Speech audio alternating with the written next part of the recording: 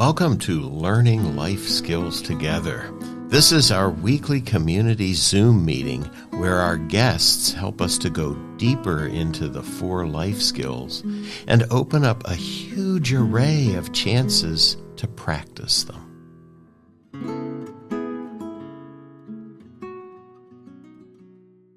Hello, everyone. This is Learning Life Skills Together Community Zoom meeting number 54. And I'm here myself just to talk about how it is easier than you think to share the 4 life skills with your kids. So we're going to begin, as we always do, with a practice drawn from the 4 life skills. And we're going to start with the very first practice, the one that we've been talking about over and over again, which is the stop practice. And maybe you'll see why I want to start with this after we do it. So if you're ready to go, you could just stop. And so what that means is to put a pause in sort of the ongoing, hard-charging flow of your mind and experience. So maybe you're driving, maybe you're sitting in a comfy chair, maybe you're lying down. Whatever position you're in, wherever you are, you can do this thing that we mean by stop. Just sort of let the ongoing, hard-charging part of your story of yourself go for a minute. And just take a step back.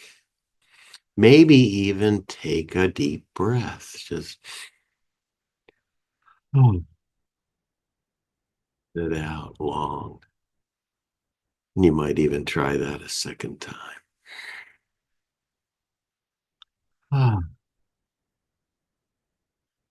So now you're not in what you were in, and you can do the O part. We just did the S and the T, right? We stopped.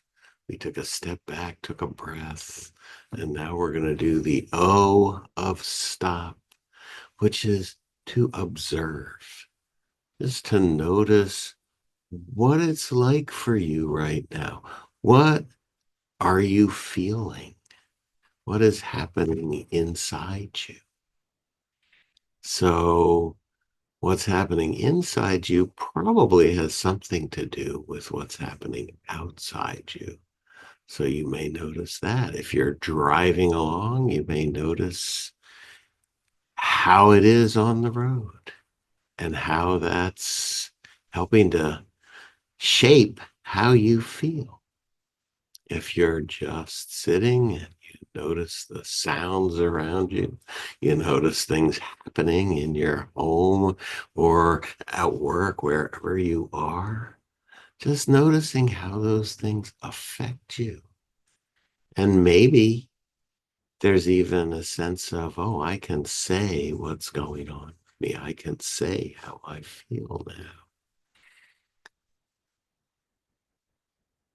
And so finally, we come to the P, which is to proceed, which is really to end our pause and just go on with our life as it was. But maybe it's not exactly as it was. Maybe it's changed and reset itself a little bit. So this is kind of the seed that we want to plant in learning life skills together. So, what are we doing with our kids? How do we do this thing of sharing our life skills? That can sound a little bit difficult. It can sound like there's a lot to think about and a lot to do. And then you look at our course and you see, oh my goodness, it has 5 parts and they're almost a half hour or so each. And boy, this must be really complex. But I want to assure you that it is a whole lot easier than you think. So if you can do stop, if you can put a pause in, if you can take a little step back, if you can see what's going on in your world and in you, and if you can go back into your life again, you have like the major skill. You have the seed from which the whole program grows. And you know what? You don't have to teach your kids STOP. You just have to do it and sort of make it a bit obvious that you're doing that. I mean, our children learn from us by what we do. They learn what they see from grown-ups. Now, whether they're your kids or whether they're kids that you care for, doesn't really matter. They're still picking up. Oh, that's how adults handle themselves. That's what they do when things seem like a little bit much. So when we have this skill, we start to realize that we really do have the other skills as well. So, just think about this for a minute. When we have that ability to stop, put in that pause, understand what's going on with us, and only then proceed with what we're doing, with the conversation that we're having, with the situation that we're in, maybe with the kids, you know, we are doing all of the skills, right? So we're paying attention, that attention outside and inside. We're regulating our emotions just by noticing them. And as I talked about while we were doing the practice, naming it. What is it that I feel? So, a big part of working with our emotions is knowing that we're having them and knowing what they are. That takes us really pretty far. And then when we can do that, we know that we can give ourselves a break when we need it. And so this is part of our building resilience in ourselves and certainly the kind of resilience we want to build with our children.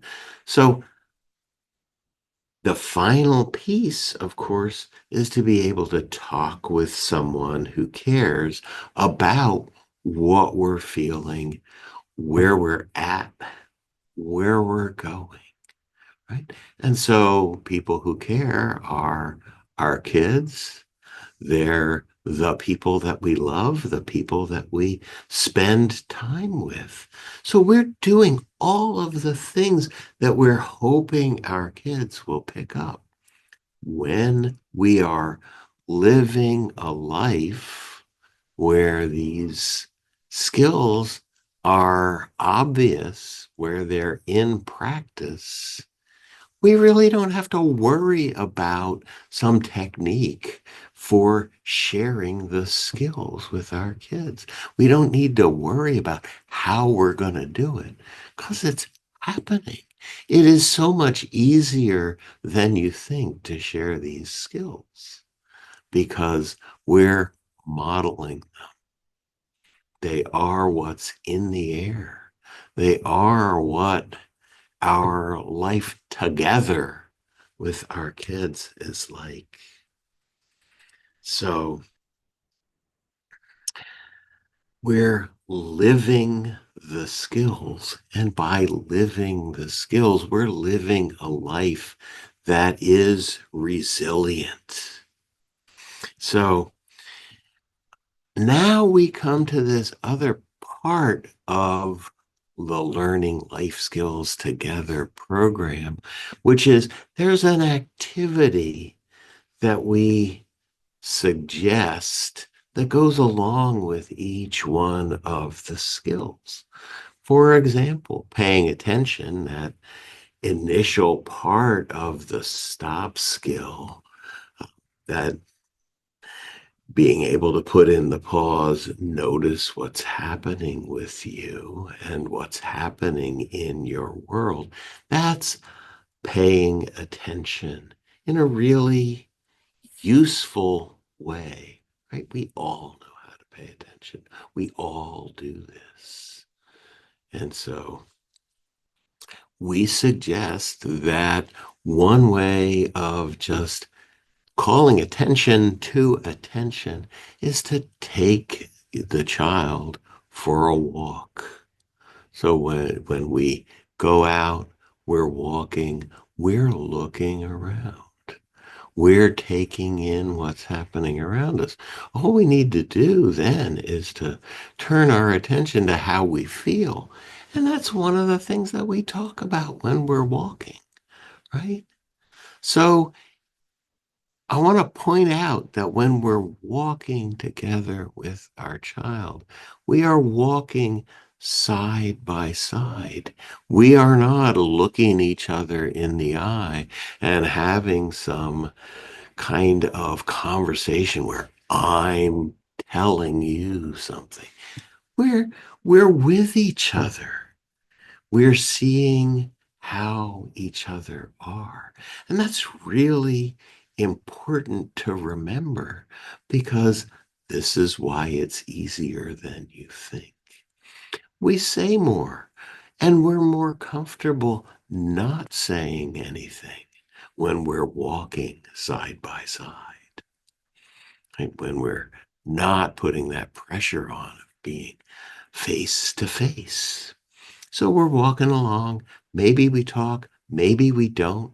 Maybe we don't talk the whole way for our walk that goes for 10 minutes. And each of our activities that we recommend, remember, is also scientifically shown to be good for us. So just going for the walk, just moving ourselves rhythmically in that way changes how we are, helps us to feel better.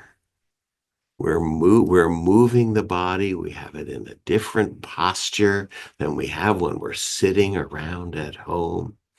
Lots of things are happening in our body which affect our brain and which affect our mood. So being an old grouch, a grumpus malumpus, as we say at my house, going out, walking for a while, seeing what's going on around us, whether it's the traffic and the neighbors or birds in the trees or what the weather is doing.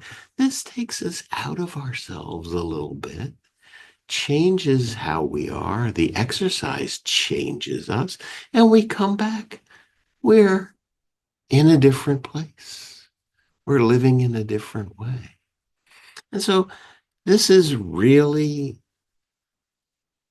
a thing to do in itself, a way to support our mental health, a way to change how we're feeling in the moment, just the walking part. So you see how simple that is? You see how easy that is? Let's go for a walk. We do it. What's different? Maybe we make that a real question out loud. Maybe we just notice for ourselves.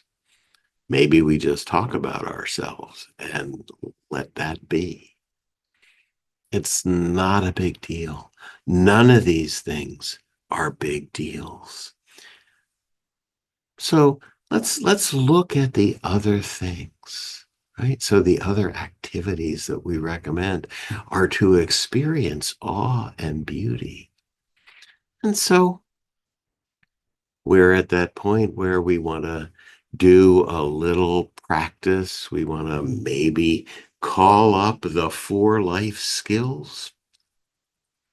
We can go out and experience nature. That can be as simple as going outside and looking up and looking at the clouds, which we can do whether we're in the city or out in a little cabin in the woods, right? We can look up.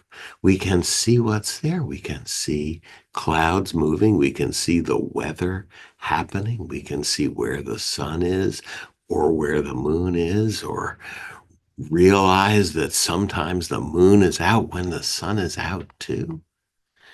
All of this connects us, takes us again out of our little story about ourselves, which might be one where we're angry or sad or worried. We go out, we look up, we see the sky, we get interested in something bigger than us. That's the key part, right? So awe and beauty, we can get interested in a piece of music. We can get interested in listening to our favorite song or several songs by our favorite artist. That changes us. It's our interest, it's our attention to that that really helps start the ball rolling and move us into a different place. So just those really basic practices, looking at nature, go for a walk in the park, look up at the sky wherever you are, go sit by a stream, drive to the ocean, however far that might be for you. It changes you. Reading a story, right? Looking at a picture, you know, if we've got kids around, we probably do have picture books around. To pick up a picture book and spend 5 minutes looking at a few of the pictures together. We don't even have to read the story. We can make up our own stories and get pulled in to what's happening in the picture and getting pulled out of how we are or how we were, right? We can move from worried to curious. And that's a big move, and one that really helps us to be resilient. It's very easy to focus on ourselves and all the little hurts and to just break in with something beautiful, with something that we love. Maybe it's a picture book that we go to again and again, or maybe it's something brand new. Maybe it's a song that we've heard many times, but it makes us feel good. Again, maybe it's investigating something new. All of these are skills in themselves and skills that support our mental health, that help us to be more resilient. And then we can move into the next set of activities, the next sort of big bucket of activity, which is making something. And so when we're in that place where maybe we're feeling the difficulty of the place we're in, what if we decide to make lunch? So now we're involved in something else. We're getting curious. What do I want? What do I need? So we bring the kids into it, right? What are we going to have? Let's go get this. Let's do that. We're moving from our little tiny story of worry or anger or sadness into something else, into another place. It's a very simple way of giving ourselves a break, which is really what we need to do when life is tough. And when life is tough, we need resilience. And that's really where we are right now in the unfolding of the life skills, right? We have attention, we have emotion regulation, and then we have getting through the tough times, tolerating distress. We might say to sound more professional or something, but it's really just how do we get through this? Things are not going my way. How do I deal with this? I can deal with it by taking myself out of myself, showing the kids that they can do that too by making something, by making lunch, or by making up a story, or by doing a craft. All of these things, see, take our attention away from the story that we have going and move it into something that's curious. So when we're curious, it's a lot harder to be involved in ourselves, to get anxious about things. You can try this, you can test this, and you can test it with your kids. And I think you're going to find that you come up seeming pretty smart. You can't be curious and worried, anxious at the same time. When you have the curiosity going, you have different feelings. So you can try that one and see what happens. See if it's not right. I think you might see that a lot of times it is. So here, we're just doing the activity. We're not even getting involved in talking about the sharing of it. Here's how it works. That's not important. It's important to do the thing because it's there in the program of learning life skills together to be another thing that you can do. It's another resource. So we have attention, emotion regulation, getting through the tough times. We have making to help us with that. To to be able to sit down as an older child and write in your journal how you're feeling often changes how you're feeling. And that's another thing to think about in terms of making. We can make a picture of how we feel when we're younger. We get out the crayons. We say, this is what's going on with me. And as we get involved in the making part, we notice that the other part is changing too. So it is a question, though, of spending the time to do that and spending the time to become curious. So we can help with that by being curious ourselves. Oh, look what you're doing there. What's happening here in this picture?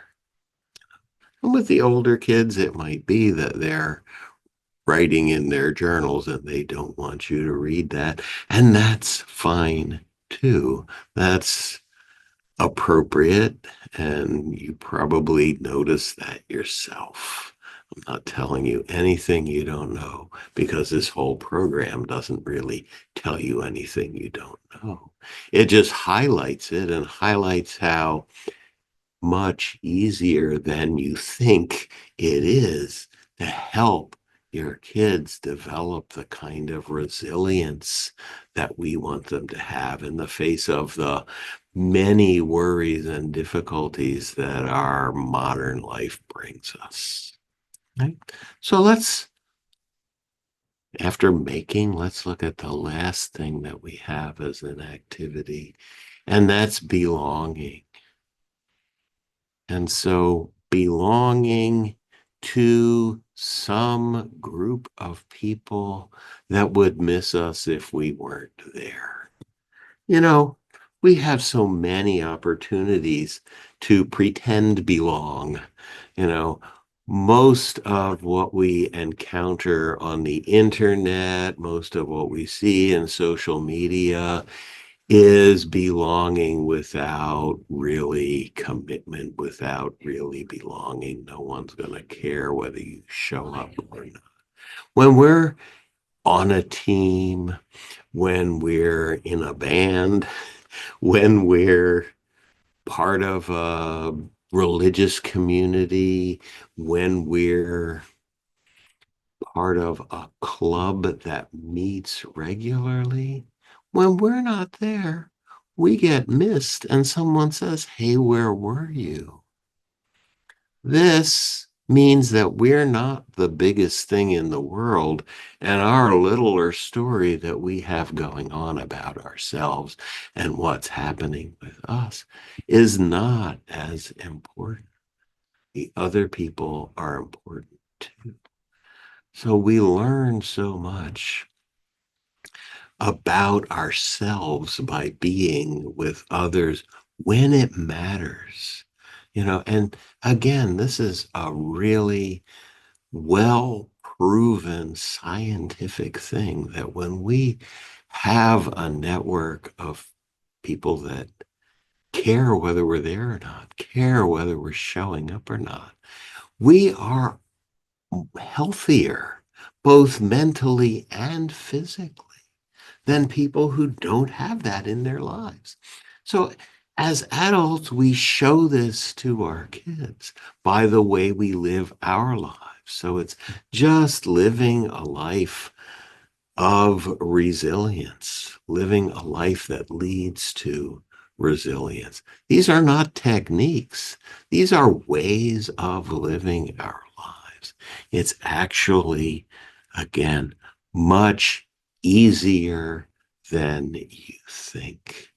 So I hope as you look at the program that you won't be put off, because what it really is a little bit of redrawing the map for you. You have these skills. You're a successful adult. You know how to pay attention. You can work with your emotions. You can get through tough times. I am certain that you already have many times. And you can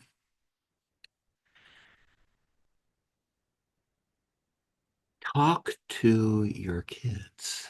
You can talk to your loved ones about what's going on with you. You will be demonstrating, you will be modeling, you will be communicating to your kids just by living your life. Maybe that's not so daunting. So we're just here to remind you of all that you know and maybe to help you practice and specifically to give you things to do, activities that we know and that we have seen proven through empirical trials that they help us. They help us to be more resilient. Go for a walk. Pay attention to what has awe and beauty and meaning for you. Make something, anything, breakfast, a boat in your basement, doesn't matter. Doing the activity is what matters. And then finally, belonging. Taking a look at your life, taking a look at what the big meanings are for you, and connecting with others who share those meanings, who share the values that you have. Being with them for real, not virtually. So, unfortunately, here we are being together virtually, and I'm preaching to you. So, forget about that part. Um, I'm happy to have been able to take the time to talk about this. I hope you see that learning life skills together is easier than you think.